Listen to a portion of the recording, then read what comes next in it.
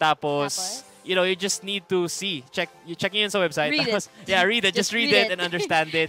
Andun na lahat ng kailangan nyo malaman about the upgrade. And, yeah, so you'll get all these amazing freebies like t-shirts. The mouse pad, knapsack, hoodie.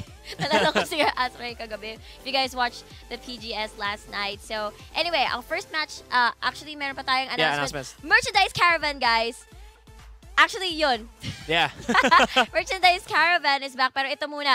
Gather your clan members, design a legendary booth, and be a part of Rampage 2015's Summoner's Rift. Ito, anong mechanics natin dito? Yeah, actually, kailangan nyo lang i-pitch natin yung idea nyo. Well, all the details din naman, nandun yun sa LOLPH website. So you can just check it. Lahat naman actually nandun yun sa LOLPH website. You just need to check it and, you know, nandun na lahat. Yeah, yung details. Yeah, madali lang din naman siya intindihin. Yes, so but the gist of it though, just gather your clan members, barangay nga sabi ni Professor Cairo, the other stream, and yan, pitch an idea dun tungkol sa booth ninyo, and you might win a Spirit Guard Udyr, DJ Sona, and Pulsefire Ezreal for all of your clan members. So, anyway, let us proceed to our first match for the LCL today, and that is between Viridis Arcus versus...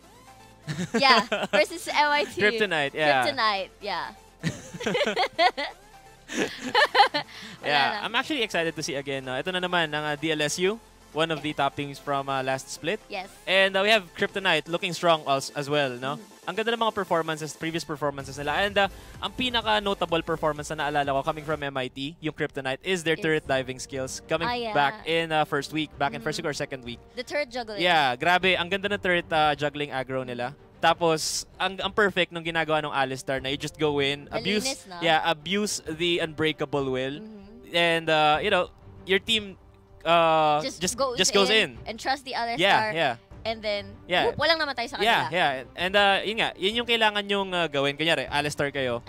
Meron kayo ng unbreakable will which reduces the damage taken from all types of damage like magic, any turret, turret damage, Okay, basta any damage. Basta any damage taken would be reduced by 60, 70, 80% I think that's per huge. scaling. Yeah, that's huge. So meron kayo, pwede nyo abusuhin yun sa pagta-turret dive. And lalo na kung yung comp nyo is all in, yung parang you just go in immediately, meron kayo engaging potential. Yun yung best comp na coming with Alistar. Pwede rin naman pan-disrupt, pero you know, that's the gist basically of turret diving. Yes. And ito naman sa DLSU, no, ang di ko talaga makalimutan dito yung Lee Sin play. Clear Love. Yeah, Clear Love Lee Sin play. Dun sa PGF yun, right? Yeah, yes. It was an exhibition match between DLSU versus Azure Eagles. Yes, yes. And yun yung both teams are actually looking good right now in the LCL. And yeah, I think ito yung top 2 teams for their bracket right now. This is group I'm not sure. B or something. Class A. Let's see later. We'll see later. So, anyway, looking at the picks and bans though, Alistar, Fizz, Annie for DLSU, Rek'Sai, Ryze, Kalista. I can understand the Rek'Sai and Ryze. So, siguro this is a respect ban Kalista against a player dito, si Panalo. Yeah, probably. But we have seen, ito, severe locked in for them na pala. Yes. So, not a carry ADC for them. Yes, more of a utility champion. No? Si Severe, ginagamit siya usually kapag kailangan niya ng clear. Magaling kasi mag-clear si Severe. Yes. Yeah, clear Severe. It rhymes. Switch it did there. Yeah, so magaling siya mag-clear ng waves coming from the boomerangs. Yes. Tapos yung Ricochet. Yeah. Tapos meron din siya ng utility ultimate which is On the Hunt, na sobrang nakakatulong kapag engage. And actually, maganda yung sineset up nilang lineup dito coming with the Maokai. Severe and the Maokai is actually one of the most contested picks. Exactly. And kapag nag-on the hunt ka, tapos nag-Righteous Glory, sobrang bilis ng engage nyo. Yeah. And hindi pa naman madaling mag-land nitong Maokai. As long as mapunta sa range itong Twisted Advance, and everything is over. Yes. Pero, this actually looks really good for MIT. I like their pick and ban phase. No? Once Severe was locked in, they pick up an Ezreal, plus they pick up also a Janna, which is a counter to the hard engage dun sa counter kay Ezreal. So, meron silang preemptive thought na kailangan na, they have a Severe, so let's lock in a Janna para in case na mag-all-in comp sila, meron tayong assurance na mabubuhay tayo because meron tayong disengage. Exactly. Really, really wise. Although, very predictable naman kasi na if you lock in a Severe, they're gonna follow it up with something that has someone to follow it up. Yes. So, really great play sa picks and bans ng MIT natin. Yes, I'm really liking this one. No? I like the pick and ban phase coming from both teams. No? Meron maganda yung binibigyan nilang priority. Plus, talagang pinag-iisipan yung team comp. Yes. And makita natin dito, I think a Morgana could actually do good here. Kasi having a Janna na may disengage. Kasi pag nakita nilang nag-on the hand ka, activate Righteous Glory, waste no time. I'm just gonna use my Monsoon to cancel it out. Yes, yes. And if you pick a Morgana right now, that would be mitigated. Kasi you put a spell shield, a black shield to Maokai, then you can engage. Kasi kaya pag nag-Monsoon si Janna, you can just still go in kasi hindi ka maapektuhan ng knockback. Any CCs at all. Yeah, but they lack in a Nautilus, which is also a good pick, no? Kasi meron silang additional engage dito. And you have actually a triple tank composition. So that would be a Nautilus, a Gragas, plus a Maokai. So sobrang hard engage comp. Yes. And meron silang mobility and assurance na may damage sila coming from Victor. Yeah. So ang pinaka-papanoorin natin dito, in my opinion, is Victor. Kasi si Victor yung pinaka-damage dito dapat, ideally. And looking naman sa composition ng Crypt, they're just looking to poke with Ezreal, plus an assurance that they would survive with the Shin and the Janna. Yes. Well, they have an assurance as well with the Sejuani kasi Sejuani can engage with the Glacial Prison. And it can also be used defensively, no? In case na they do the 5-man on the hunt plus the Righteous Glory thing, he can just use the ultimate. Pang-deny din, no? To prevent the tanks of DLSU from coming in their composition. Yes, pero there's a form of disengage naman din dito sa DLSU with the cask. Yes. And also on the hunt can be used defensively din naman. Yes, exactly. So a lot of options for both teams here. And I really like how they build yung medyo protective itong MIT. Siyempre, it's a Vayne. Yes. They have everything. Akala ko, when you said Morgana, akala ko it's for MIT. No, yung pala, it's for DLSU. Yes. Kasi we've seen a similar comp dati with the Vayne, and then the Morgana, and then the Janna. Yeah. It's familiar. Pero I guess that won't happen. So, Ranger. Interesting name. Nakaka-distract. Actually, kanina pa natin pinag-uusapan yun, no? Si Ranger. Go, Power Ranger. You heard it here, folks. You heard it here first. Nagpalit ba siya ng name or something? Or no, I think, dati na siya? Yeah. I think he's part of the lineup. Okay. Kasi we have, in the LCL, we're allowing up to 7 players per roster, per team. So you can sub out, diba? Kasi minsan, may mga players na malay mo, may exam sila kinabukasan, di ba? Tama yun. So, we're allowing up to 7 players sa roster for flexibility. Yes. No? So, if ever someone cannot go, so someone can replace him agad. May 2 options naman sila. And, I think naman sa Philippine meta natin ngayon, lalo na pag karamihan sa mga players na to are solo queue players din. Yes. Di ba? Top tier solo queue players. So, they actually know how to play every role. Yeah. They can adjust. Yeah, they can adjust. Pero hindi naman, may mga siguro specialty sila 1 or 2 roles. Pero essentially, they can play all roles. Which is what you need in solo queue. Kasi you cannot force yourself to play 1 role all the time. Yeah, there are times na hindi mo makukuha talaga yung role na gusto mo or comfortable ka. Yeah, so you need to practice at least 1 or 2 champions per role. Which is the ideal thing to do. Yun nga. Kahit na hindi ka masyadong magaling sa role na yun, basta kailangan may alam ka na 1 or 2 yeah, champions. At least you know what you're doing then with your role. Exactly. Parang, yun nga yung ginagawa ko ngayon na parang naghahanap ako ng parang pocket pick. Yes, exactly. Kada lane, just in case I don't know how to play top lane. At least pwede ako kunwari, Lulu, flex pick. Yeah. Like, you're forced to go mid, you're forced to go top. Support kasi yung main role ko. So, I can mid Lulu, I can top Lulu. You know, basta alam mo, yung sinabi mo, yung champion na yun. Yes. And, let's talk about naman the current meta right now. Okay. I'm interested, Professor. Enlighten me. So, we see another Ez mid pickup. So, yun nga, Runeglaive is a really, really powerful pick right now. Can actually almost one-hit other carries by the late game, no? Sobrang kasing lakas ng burst niya, plus yung sustained damage coming from the Q, diba? The Q, the Mystic Shot. So, pwede mong pang one-hit delete yung through shot barrage. Yeah, lalo naman nag-snowball, no? Do not give any kills sa Runeglaive Ezreal early on to the game. Kasi pag nakuha niya na yung Luden's Echo, it's really gonna be painful. Sobra. I don't wanna deal with that talaga. And I actually dealt with a top lane Ezreal Runeglaive. And I had a hard time, honestly. I was a Lissandra noon, so I had to play like defensively. I cannot trade with him. If you're a Lissandra top lane and you're going up against Ez, the Ez should be a losing matchup. Really? Yes. I just don't know how to deal with him. Yeah, because... Okay, teach me. Okay. So, ang problem kasi with that is sometimes, kung tingin mo lamang siya sa poke sa'yo, you're gonna play defensively.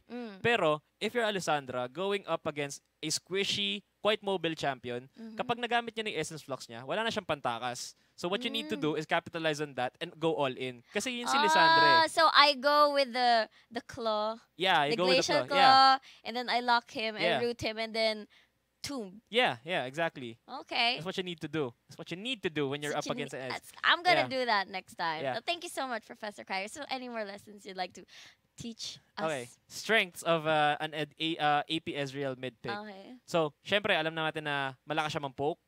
Tapos, weak early game though. Yeah. Diba? Meron siya, kailangan niyang bumuo ng items early on. And medyo mahirapan siya mag-CS early game kasi wala siya masyadong damage. Coming from an AP, kasi, diba, if you're going for an AP Ezreal, you're gonna go for AP runes. And an AP champion who's a ranged champion as well, has a low base damage. Yes. Around 50, 55, 56, around that much.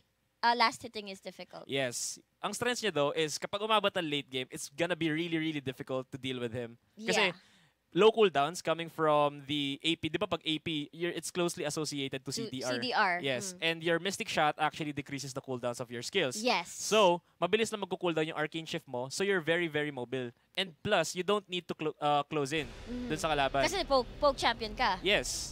And, so, ayun, yun yung advantages niya. Disadvantages though, kapag nag-pick ng hard engage yung kalaban, you're gonna be dead. Like, after you use your Essence Flux, your Flash, or your Flash, kasi di ba you carry a Smite? Yes.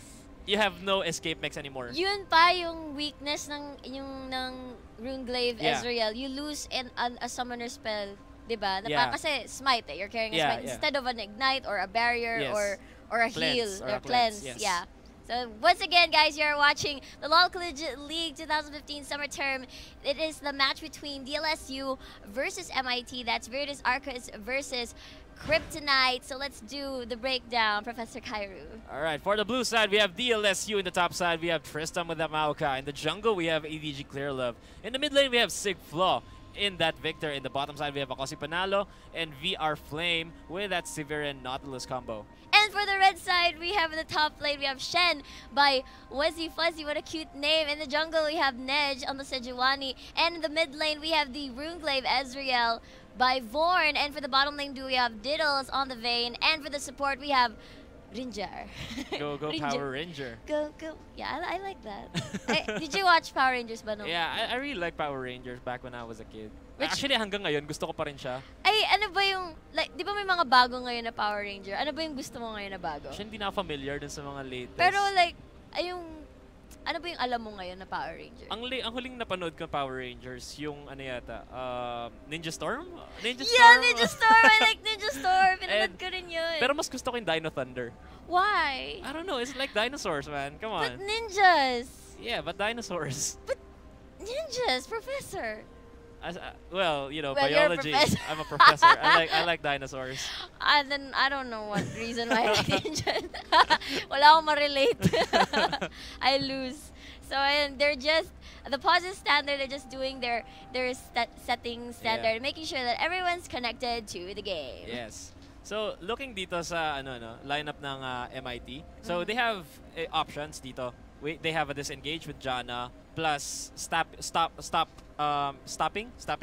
power coming from Shin and Sejuani. Yeah, both of them actually. With the taunt, Shadow Dash plus the ultimate.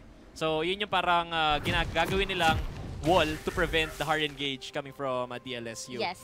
And they're going for a late game comp dito. Kasi Vayne and Ezreal needs a lot of farm to be really effective. That is true. Yeah, so similar composition dito kasi ang inaasahan din ng DLSU dito is yung mid and AD carry nila to carry the game. Kasi utility champions yung support, yung top laner, tsaka yung jungler nila. Oo nga. Both teams ganun. So, it just boils down to who carries harder. Will it be Victor and Severe, or will it be Ezreal and the Vayne? The Vayne, yeah. I'm really excited to see how they're gonna rotate dito kasi yung gaya na sinabi mo, they're one of the top teams ngayon sa LCL, lalo na sa bracket nila. Yes. No?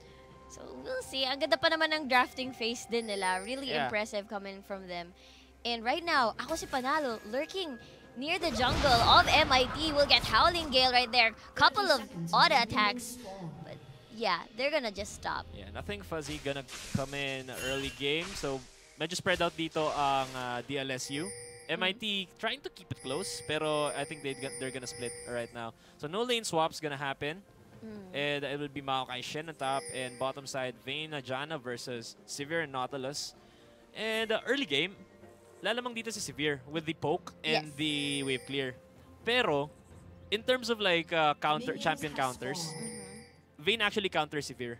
Yes. Because si Severe, ano lang siya, more on utility. Unless lamang na lamang ka sa items, mahihirapan ka makipag-trade kay Vayne. Yeah, makipag-duel din, no? So, and Vayne is a very unique AD carry na kahit down siya in terms of items, if mechanically speaking, magaling yung gumagamit kay Vayne, there's always a chance na she can win those 1v1s against the other KK. The silver balls and the condemn really help. Tsaka yung final hour niya with the added AD and speed. Oh, Vorn taking some damage right there. Ouch. Almost dropping to a fourth of his health. Yeah, the difference kasi dito, no, Ezreal needs the clear para mag-land yung Mystic shots niya. Although yung W niya will pass through, but kay Victor talaga, mas mahaba yung range ng kanyang laser. Yes, mas mahaba yung laser range. And, well, pagdating naman ng, pag nakakuha na ng rune glaive si Ez, medyo mas mahirapan na si Victor. Pero, if Victor actually manages to get an early upgrade dun sa kanyang Hextech core, mas may wave clear siya kaysa kay Ezreal. Mas reliable yung kanyang laser to take down the minion waves. Ang gusto ko rin sa kit ni Victor actually, when it comes to team fights, yung gravity field niya, ang ganda ng panggamit pag zone. Yeah, exactly. May slow na, meron pang stun if they, come close to it. Yeah, and you'd be wise not to go near or try to linger, kaya masyadong nasa zone. And right now though, pero ako si Panalo, short range, diba? Ito, Severe natin dito. So we'll see how they will utilize yung kit natin dito. Meanwhile, here na takotay niyan, farming lane to itong top lane. Hindi magpapatayan tong dalawa. Yeah, pero actually both champions have, a decent kill potential back in early game. Pero mas malaki yung kay Mawai kasi mas marami siyang active spells na pwede magamit to engage. And looks like a fight in the bot lane here. Wow, Diddle's actually taking some damage, dropping to almost half of his HP here.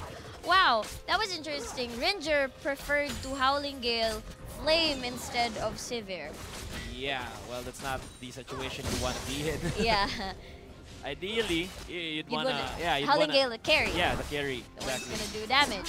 Kasi nabitawan na lahat ng Nautilus ang skills. Meanwhile, here in the mid lane, Born is getting gagged by Claire Love with a double buff. He will get slowed, he will get burned, but no follow-up dahil masyadong malayo.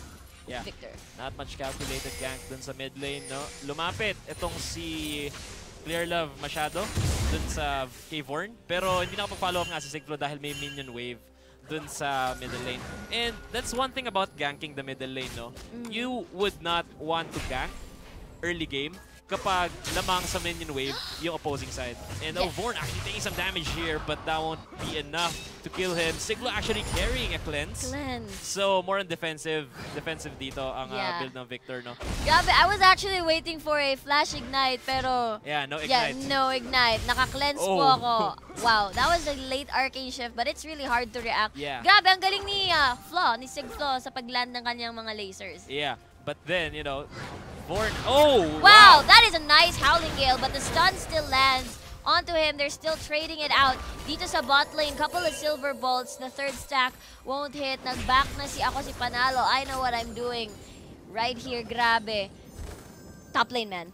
Yeah, so this is Juani actually camping the top side right now. Nandun siya patiently waiting for Maokai to commit to Wuzzy Fuzzy and to counteract. But then, a bit of impatience dito. And Trista playing it safe, but I don't think this one would connect kasi masyado na malapit sa turret itong Trista.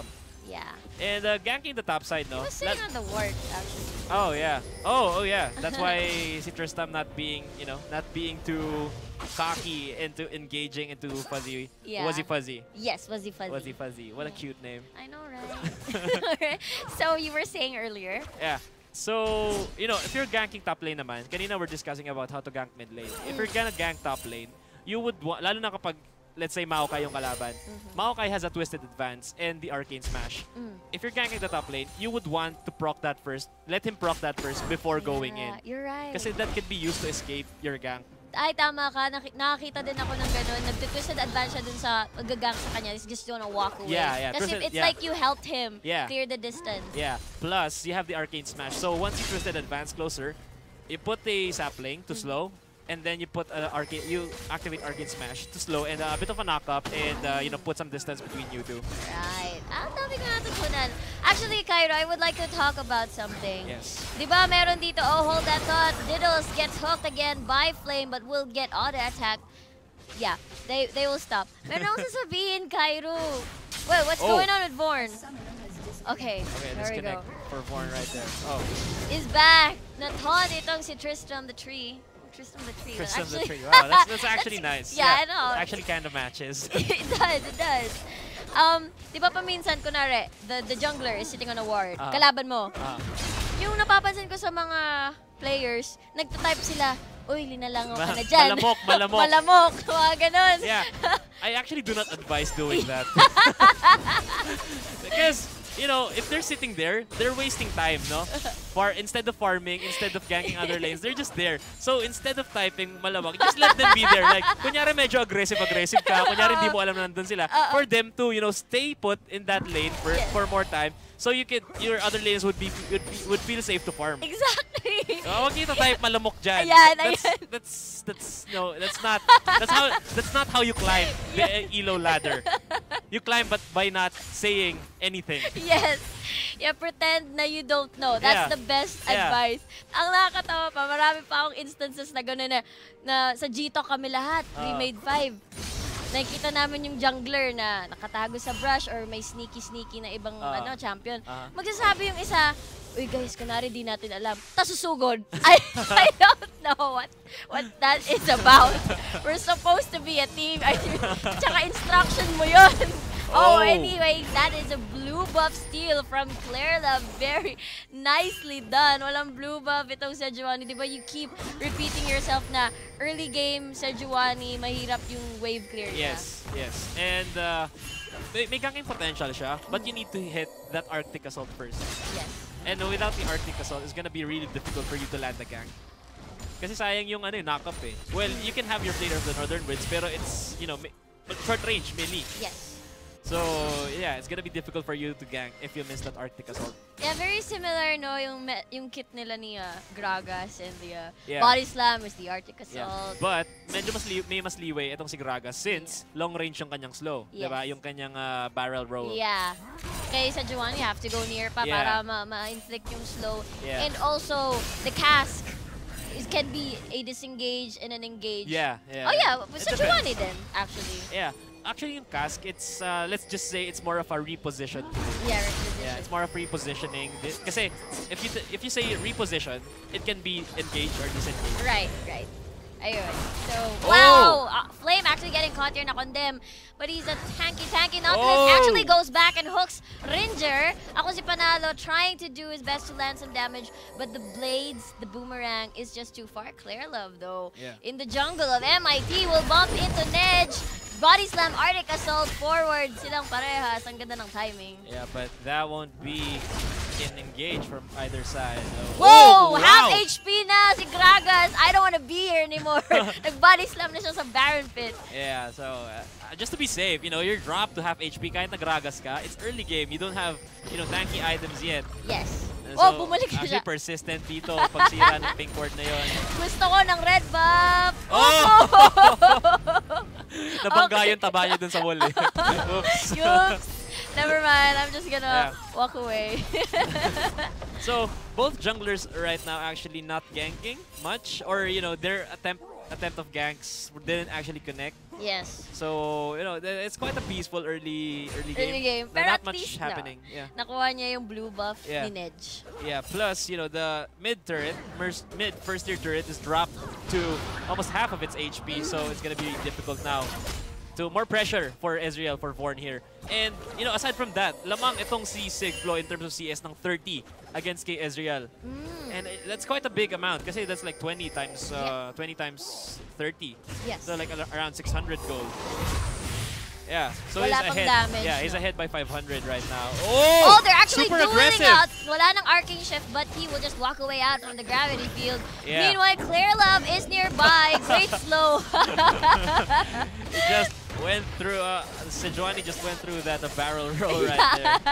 Yeah, exactly. Although, ito yung interesting part Not really interesting. I overhyped it a bit. Wala lang. Gusto ko lang i-point out yung pink ward nila dun sa deep in the jungle of MIT. Hindi pa nila nakikita kanina pa.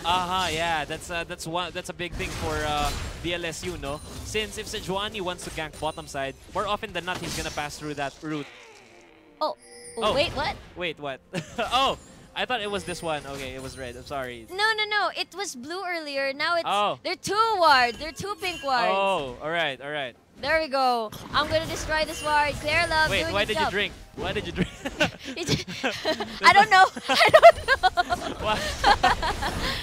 Oh, another engage here. Cryptido's in trouble right there. That would be a depth charge to put on him, and that would put him low. And Cryptidge actually in trouble here. Claire Love using that barrel roll and that body slam, but that won't be enough to kill Cryptidge. And Glacial Prison being placed down. VR Flame in trouble in deep. 4 members of MIT are there. Righteous Glory proc right here, but it would be a fight. VR Flame getting low. First blood gets 2. Fuzzy Fuzzy, and then an engage here. Another one.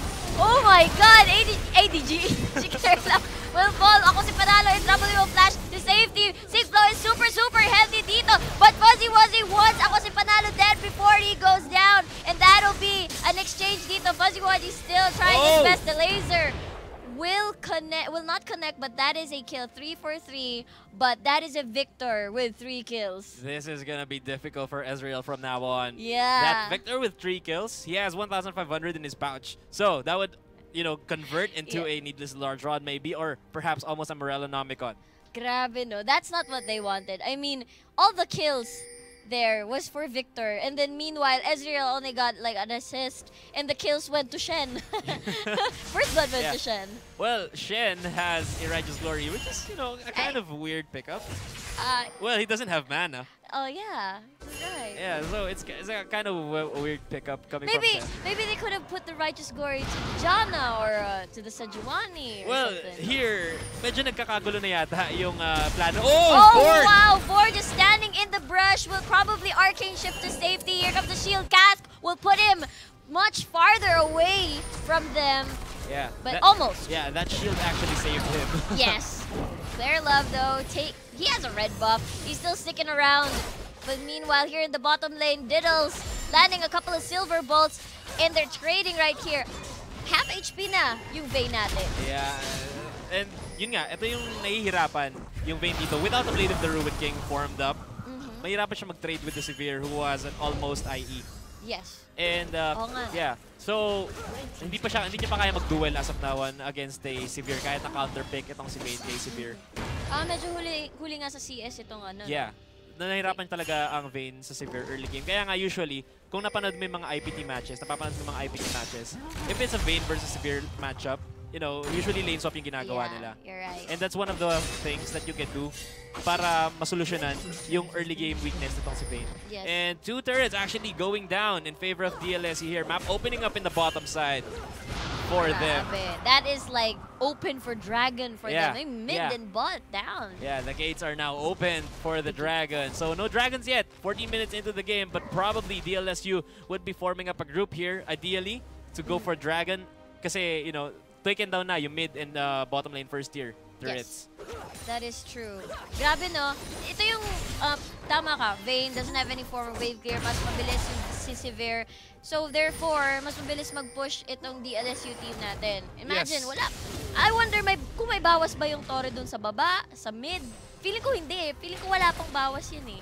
Yeah, actually wala pang bawas yung Oh, both dear. turrets. Oh dear. This looks really bad. Oh my This gosh. looks really bad for MIT right now. Wow. Well, this is the weakness of their comp, no? Early game. Early talaga. Yeah, because your damage dealers need items to deal damage. Yes, definitely. Yeah, and with the Righteous Glory pickup from Shen, it's not really complementing their lineup right now. Yeah.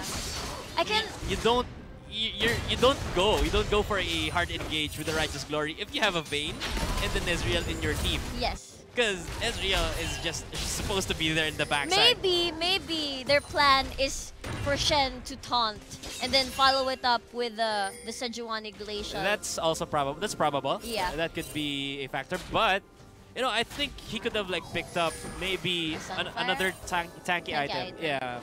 To, you know, to last longer if that's a plan. Because he could just flash in and taunt. Yeah, and most probably EDG, Clear Love, and Tristam plus Panalo would be going in, hard engage. Yeah, they will be the first one to go in, and you're just gonna react to that. Exactly. And, you know, you don't need the Righteous Glory for that, so that Righteous Glory pickup is not really optimal for Shen at the moment. Plus, he doesn't have mana. Yeah, yun ba yung the biggest argument there. Parang sayang, no, yung stats ng Righteous Glory. Could have went for another item. But anyway, though, look at these teams dito around the bottom side river. Yeah, they're grouping up right now. Actually, Tristam almost has that teleport. Crim Fuzzy Fuzzy has a teleport up. And the Stand United is also up. So, probably a dragon engage anytime soon. I think they're just waiting for the teleport of Tristam to go up so that, you know, more presence for them in the bottom side. Yes. Nag-hesitate pa sila na nitong dragon ko. I'm pretty sure they just wanna try and pick someone muna before going for the dragon. Yeah, exactly. Because it'll be too risky for the team who goes into dragon and pit first. Because you have the disadvantage of position. Yes, and imagine all clumped together. Yeah. Yung DLSU, there's the Glacial Prison, the True Shot Barrage ni Ezreal. Oh, this is weird. Why? Victor actually picking up a first item, Rabadon's Death Cap. Oh, that's quite weird. Remember the discussion we had about Rabadon's Death Cap? Yeah. You should tell it to them. Yeah. So, for you viewers out there who are watching right now, Rabadon's Death Cap is more of a supportive item to AP champions rather than an offensive item. Kasi Rabadon's Death Cap provides 120 AP plus a... Oh, this is very unfortunate. This is very unfortunate, no? Ay, teleport na yun, no? Dumating na yung Maokai natin. Yeah. So, both teams actually know where each other are. Yes. So after this pause, it's gonna be alright. Oh my God, Kairu. Hold the thought about the Rabadon. We're gonna see hell. We're gonna see definitely. There's a flank from the Maokai. There's the Shen in the front line. Dadating na siya. Stand United on Nedge. Ako si Panalo will probably find a better position first before she'll start auto-attacking. She's gonna proc most definitely the On the Hunt. On the Hunt, yeah. She needs to do it. Just do it. Just do it. Also, itong si Vorn, he is gonna be, pwede niyang makabunggo sina Sigflo. I wonder if they have vision of Ezreal right now. I don't think so. Well, so if not, he can just like hide in the brush and then do a combo like surprise. But he just uses True Shot Barrage.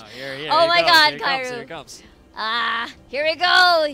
Let's proceed with the game. Netch actually lands a two-man Glacial Prison. Fuzzy manages to land the taunt. Gravity Field will land there. VR Flame will be the next one to fall. Tristam in a really bad spot. Does he have Flash? He doesn't. He's walking around. Yes, he does at the last minute for some reason. But right now, 2 members down from DLSU. And the Dragon goes to MIT. Yes, so actually EDG Clear Love still wants more here. Oh. Engages once again. That's quite an ill-advised engage, and he dances. He's laughing. And Diddles actually wants to hit him some more, but you know that wouldn't translate to anything, and that would be a dragon. I want to cancel the ports. Yeah, but you know it's kind of a weird engage coming from you know, DLSU is actually at a disadvantage right there in that moment kasi they were the Dragon Pits, and ako si Panalo and VR Flame took some damage in the Dragon, so that's like they drop it. They were dropped to almost 75% of their HP, and that's a big thing, lalo na early game engages. Everyone's quite still squishy early game, so yeah, that put them in a disadvantage once again.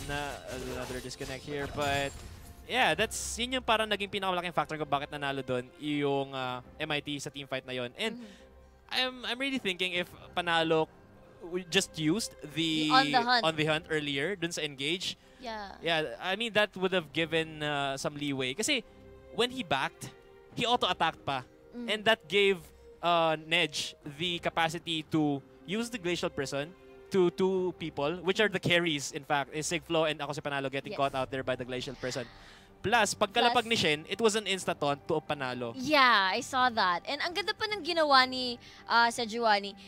For some reason, hindi siya nag-Arctic Assault towards ako si Panalo and Nedge, and Sigfla rather.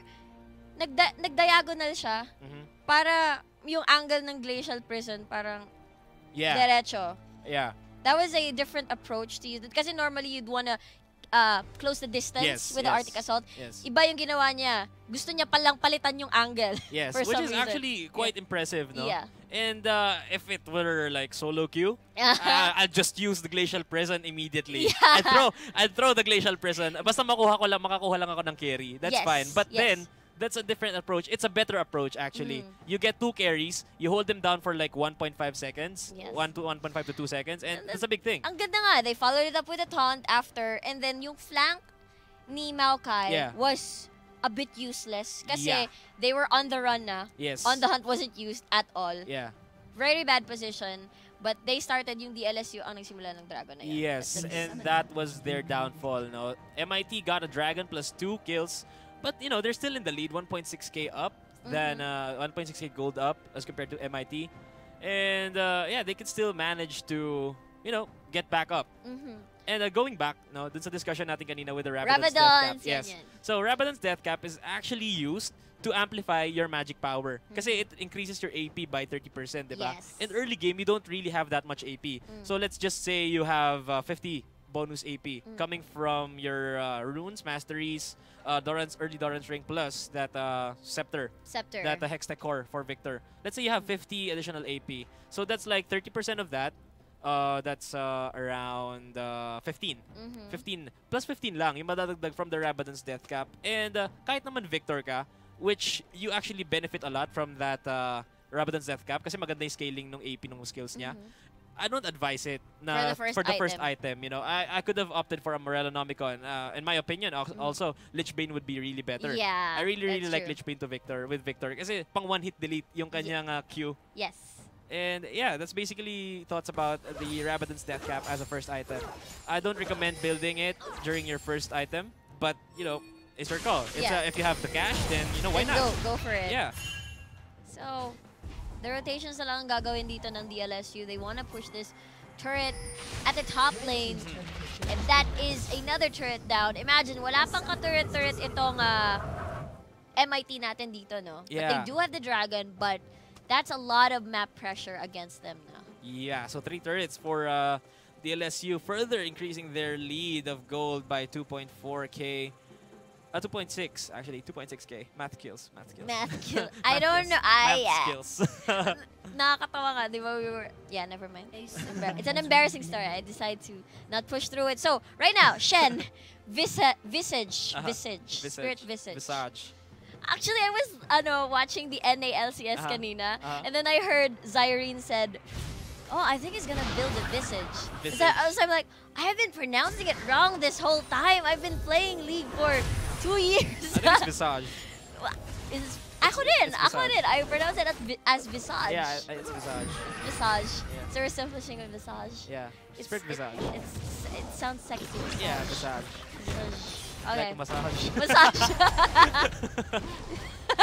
Yeah, I'm not gonna. So, right now though, here in the top lane, wala nang, what do you call this? Oh, Ringer in a really bad position gets hooked by Fair Play, but there comes the Sejuani. They are scared, but look at the damage na nila ni ako si Panalo. IE na yan with the red buff. Yeah. And, you know, VR Flame actually going towards another Righteous Glory for them. So they want double pumps of this one. Yeah. So Righteous Glory going in, we Righteous Glory once again if we don't succeed. And that's why I think it's alright. Kasi, you know, it's Ezreal and you'd want to chase Ezreal immediately. Kasi once Vayne or Ezreal drops, it's gonna be the end for MIT. They won't be dealing that much damage anymore. Backup speed. I mean, you have on the hunt already and everything, man. It's a double pump. Come on. You know what's gonna be like overkill? What? If the Nautilus builds an ancient coin. Oh, that's so weird. Yeah, it's gonna be weird. Pero like, I really like this pickup. Oh, the damage! Ouch. Yeah. Yeah. Totally defeated the poke ni Vor ng Ezreal Runeglaive by the Q of the the Victor. Yeah, but that's just one E.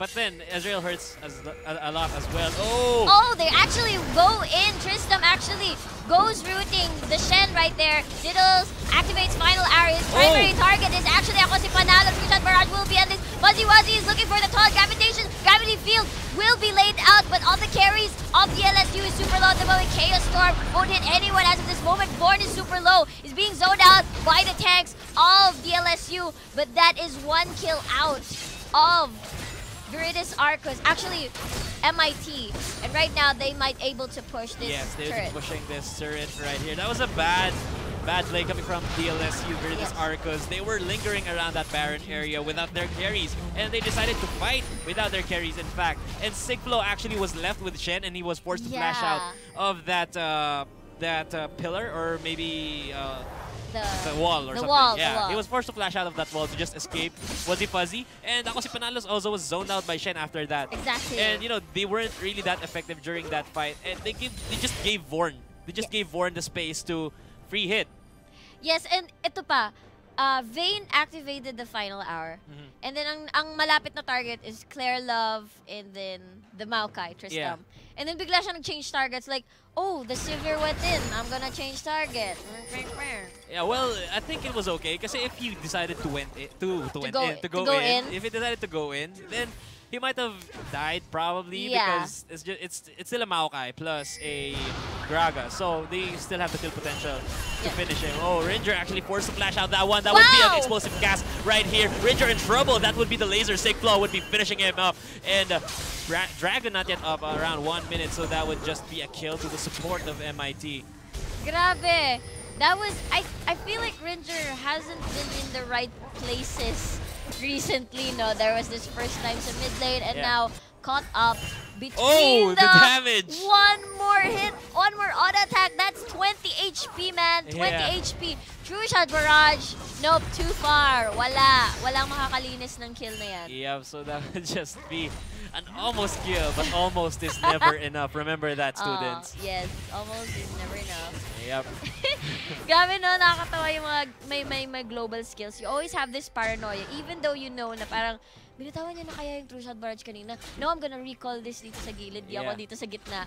Guys, maraming beses na nangyayari yun na parang you get killed, akala mo buhay ka, yung pala patay. Yeah, never mind. Tapos magta-type ka pa no? All chat. Whew! Tapos sila, whoosh! Tapos chat kill. Welp. Ang daming minsan. So guys, huwag kayong mag-type pag nasa labas kayo ng base. Nakakatakot yon kasi siguraduhin nyo muna nasa base na kayo, naka-port back na kayo bago mag-type. Yeah. Kasi mga ganun na instances, you can still like dodge or something, sidestep, or use a flash. Kasi I'd really prefer using a flash than to die, of course. Yeah, of course. Of course. But then, if you're almost dead, you're dead anyway, and you're still gonna flash, but you still die. That's the worst. That's the worst feeling. Yeah, exactly. Meron dun mga instances yung mga keep mo yung flash for the clutch plays. Yeah. Don't do that. Don't do that, man. More often than not, kapag nakapitan ka na ng CC, ng crowd control skills, slow stun, snare, hindi ka na makakatakas doon, lalo na if like 2 people are chasing you. Yeah. So, it's better to flash before ka makapitan. An ounce of prevention is better than a pound of cure. I do agree with you, Professor. Yeah, so flash na agad kapag nakita ka ng 2 members almost closing in on you, lalo na pag nag-activate sila ng speed boost ng steroid. Yes. So, just get out of there, man. Just use flash. Even though parang layo pa. No, just flash. Yeah. Kasi may marami akong ganun na instances na akala ko, never mind. You know what happened. You know the story. Biglang nalungkot. Anyway, Dragon is now live. And ang first in position is MIT. They're actually starting the Dragon right now. DLSU, what will you do in reaction to this? Teleport will come up from top. 30% HP. They're actually going in on the hunt. Nedge will actually not be able to do the Dragon kill. Glacial Vision will not hit anyone. But Shen is trying to zone the members of DLSU right here. Claire Love will try to zone them out as well. Nice. But wow, double kill for the victor. And right now, Fuzzy Wuzzy in a bad position. God, is this gonna be a quadra? No, the Maokai will get the kill. And that'll be Sejuani going out safely. That was so fun to watch. I mean, the initiation Okay, thank you for the replay. So, we see here the engagement coming from Cryptnedge. That was a good engage sana. Boom. And the Shen actually ported in dito. And nice engage coming from Shen din dun sa carries. Wow. Makikita mo na zone dito yung carry, si Victor tsaka si Severe. Yes. Pero they didn't care anymore. Like, once naton sila, they just hit Shen a few times and then they reprioritized. And look, one hit delete coming from Victor right there. And after that, it was just clean up. Kasi wala nang damage yung MIT after that one. Ako si Panalo auto-attack the pink ward once. Lala lang, I just wanted to point it out. Kasi nasunog yung pink ward. Yeah. Red buff. So it was a really good team fight coming from DLSU. Well, MIT had a good engage as well. Pero, natalo sila dahil dun sa choke point na to. Yeah, the gravity field hit two members. That was the Vayne. And the Ezreal. Yes. As a matter of fact. And after that, they destroyed, during the replay, they destroyed 2 turrets. Yung second tier turret ng bottom side plus yung inhibitor turret. Grabe. Really fast clear. And now, 1 dragon each. Pero, obviously, they're gonna have a hard time itong MIT. They have to reconsider their positions before starting a fight. Yeah. I think it was just a heat of the moment kaya hindi nila napansin yung choke point na yun. Well, di ba, hindi mo rin naman maisip kasi you think na lalamang kayo kasi nahuli nung Shen yung AD carries. Yung AD carry, I mean, tsaka yung Victor. And after that, diba, ang ganda talaga ng prioritization na ginawa ng DLSU. Alam nila na kailangan lang nilang patayin yung Ezreal tsaka yung Vayne. So they just went in. And hindi nila pinapansin yung Shen. And Shen was like, notice me, senpai. Notice me, senpai. Good one, Professor. Oo nga eh, kasi wala. You know he doesn't do damage and you know ang taunt lang naman ang makakapag what do you call this, disrupt you with the Shen. And after that, he's not gonna do anything, but Tristan will force you. They flash, they're actually going in. Righteous Glory activated for MIT. Here comes the Shen. That's a 3-man glacial prison. And the cast will displace the members of MIT as well. But they're concentrating on Nedge. Nedge will Arctic Assault to safety. Ako si Panalo will be able to slay the ninja. Diddles is in trouble. He will try to back away. Sigflo is legendary right now. And MIT, Kalat, they're now really having a hard time. Sigflo hunting for more targets, but I wonder what kind of rotation ang gagawin ng DLSU now that they have killed 2 members from MIT. That was actually a good team fight once again coming from DLSU. This time, iba naman yung strategy na ginawa nila. DLSU actually zoned out the tanks. Yung explosive cast, ginamit siya para mapalayo si Vayne tsaka si Janna. Yes. And it was just Shen and Sejuani who were left in the middle of the fray. And kinaya ng damage ni Panalo tsaka ni Sigflo yung mga tankiness ng ni Wazifuzzy tsaka ni Nedge. And that is why, you know, it was Wazifuzzy dropping and Nedge also almost dropped right there. Almost a sliver of health na lang yung natira sa kanya. And that was a really good fight once again coming from DLSU. They know what they need to do and they adapt to the strategy. Grabe, no? Separating everybody, even the tanks. Kahit yung tanks, they cannot stand, I mean, they cannot be as effective because of the displacement na ginagawa ng DLSU. Yes, and yun nga, kapag wala yung carries, tanks are just tanks. They won't deal that much damage. Lalo na itong build ng Shen is more of really being the tank, relying mainly on Vayne and Ezreal as the damage dealers of their team. And if they get separated, they won't deal damage. They will just be tanky. It might take some time to kill them, but you know, a kill is still a kill. And if your carries are zoned away, you have no choice but to just be there. Kasi si Shen, wala naman siyang disengage. He has that shadow dash, pero uses to engage. He used it to engage. And Sejuani, well, nakita natin nakataka siya with that Arctic Assault, pero sobrang liit lang talaga yung margin ng buhay niya natira. Yes. And actually, ngayon ko lang napansin, ang ganda ng pick up ni Victor with the Abyssal Scepter against the Ezreal. And Sivir, i-spell shield niya lang yung 2-shot barrage. Yeah. Pero you know, that spell shield can also be used to deny yung engagements. Yes. You can actually use it to cancel the taunt, to deny the taunt, deny the glacial prison. Right. And I don't know, some other spells. Pero when it comes to poke, I'm just gonna eat the 2-shot barrage. Kasi yun yung parang main damage spell ni Born pagdating ng like late game, 'di ba? Sobrang nakaka like half HP or even more than that, 'di ba? Nakikita natin sa mga pro games natin. Pero consistent pa rin naman yung damage coming from Arcane. I mean the True-shot. The Mystic Shot. Mystic Shot, The QQ pokes. The QQ pokes. Plus well, he has that He has that Luden's Echo plus a Void Staff, so quite painful, lalo na pag carries. Lalo na si Severe, kasi si Severe walang MR. Yeah, nga, you're right. So, and I think for MIT right here, I think they need to somehow not start the fight during those in those choke points, and I think they ought to hug the turret. Yeah, hug the turret. Far muna. Yeah, kasi they're just gonna get zoned by Gragas, and the lead of Victor is extremely high right now. He is 8-0-2 in terms of kill score. It's gonna be really difficult to deal with him. Plus, he has a bit of tankiness coming from that Abyssal Scepter, Magic Resist, Anti-Ezreal. So, they need to keep Diddles alive for this one, because Diddles would be the key to killing Victor. Naga-clean up though. Meanwhile, Dragon is now live. They have no vision, but they have an idea because they have been spotted. It's going down really fast. Cass will be there. Two-shot barrage won't be able to hit anyone. On the hunt, pumasok ulit. Yung ninja natin, Diddles is trying to find a position. Gravity field there, laid down. Fuzzy Wuzzy super low. He was the first one to fall into this fight. Actually, it's the Nautilus. Here comes the Monster Richter. Will be the next one to fall. Born, getting zoned out by the tree. Ito na nga sinasabi natin. Hard engage, pumasok pa rin si Ledge. Legendary na po si Sigblot. That's a Victor. Double kill. That is an ace for DLSU. And that was a bad engage coming from MIT. They had the chance to not go in, but Shen still went in, and that's not really the ideal way on how to catch up if your opponents are leading this much. Kasi, nung natapos yung Dragon, saka lang sila nag-decide mag-engage. If you want to engage while another team is taking the objective, engage while the objective is still there. Yeah. Don't wait for the objective to fall down. Kasi if it falls down, then the priority is to win the team fight already. Yes. Pero kapag nag-engage ka while the objective is still there, mas-split sa dalawa yung attention nila. Will we finish this objective or will we fight a team fight? Right. So that would cause some chaos dun sa kanilang comms or mindset. Yeah, tama. And that could actually win you a team fight, lalo na pag behind kayo. Yeah, especially yung jungler na parang my smite.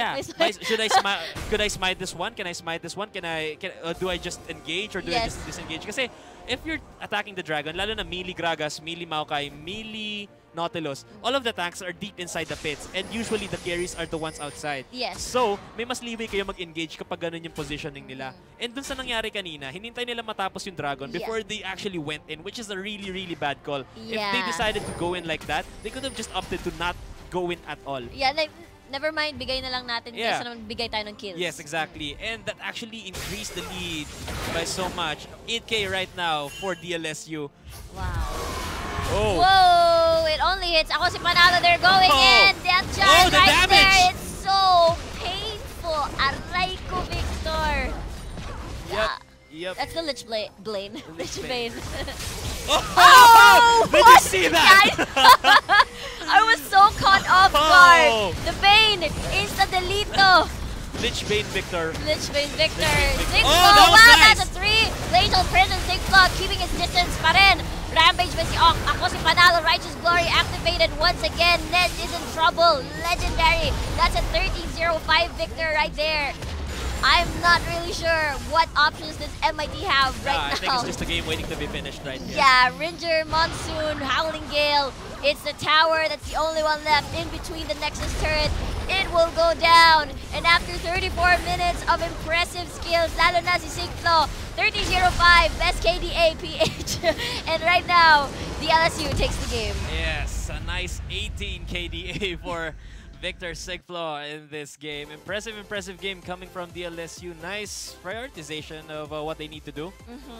Even though nakakuha ng early lead itong MIT dun sa unang engage nila with the Dragon, they still managed to pick it up and play with their composition. And ang nangyari kasi sa MIT, the main reason why they weren't able to catch up or to deal with DLSU effectively is that they didn't play with their composition. They didn't wait for the late game. They didn't turtle. They didn't.